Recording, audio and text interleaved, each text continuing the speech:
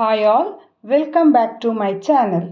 ಪ್ರತಿನಿತ್ಯ ಬೆಳಗ್ಗಿನ ತಿಂಡಿಗೆ ಹೊಸ ಹೊಸ ತಿಂಡಿ ಯಾರಿಗೆಲ್ಲ ಇಷ್ಟ ಅಂಥವರಿಗೋಸ್ಕರ ಇವತ್ತಿನ ರೆಸಿಪಿ ಬ್ರೆಡ್ ದೋಸಾ. ಮಾಡೋದಕ್ಕೆ ತುಂಬ ಸುಲಭ. ಅಕ್ಕಿ ನೆನೆಸೋದು ಬೇಡ, ತಕ್ಷಣ ಅಂದರೆ 10ರಿಂದ 15 ನಿಮಿಷದಲ್ಲಿ ದೋಸೆಯನ್ನು ಮಾಡ್ಬೋದು. ಈನೋ ಸೋಡಾ ಏನನ್ನೂ ಬಳಸದೆ ಮಾಡಿರುವ ದೋಸೆ ಇದು.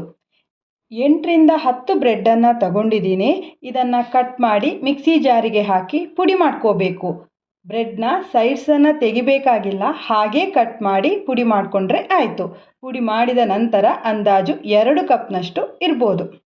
ಇನ್ನು ಇದೇ ಮಿಶ್ರಣಕ್ಕೆ ಅರ್ಧ ಕಪ್ ಅಕ್ಕಿ ಹಿಟ್ಟು, ಅರ್ಧ ಕಪ್ ಬಾಂಬೆ ರವೆ, ರುಚಿಗೆ ತಕ್ಕಷ್ಟು ಉಪ್ಪು ಹಾಕಿದ ನಂತರ 1.5 ಕಪ್ನಷ್ಟು ಸ್ವಲ್ಪ ಹುಳಿಯಾಗಿರುವಂತಹ ಮಜ್ಜಿಗೆ ಅಥವಾ ಮೊಸರನ್ನು ಹಾಕಬೇಕು.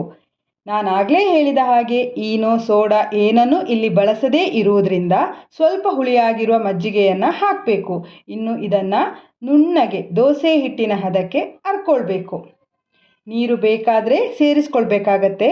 ನಾನಿಲ್ಲಿ 1/4 ಕಪ್ ನೀರನ್ನು ಸೇರಿಸಿ ನುಣ್ಣಗೆ ಅರ್ಕೊಂಡಿರುವ ಮಿಶ್ರಣ ಇದು.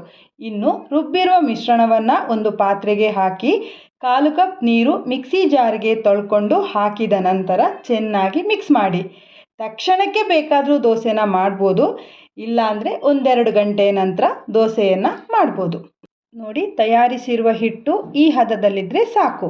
ನಾನು 2 ಗಂಟೆ ನಂತರ ದೋಸೆಯನ್ನು ಮಾಡ್ತಾ ಇದ್ದೀನಿ.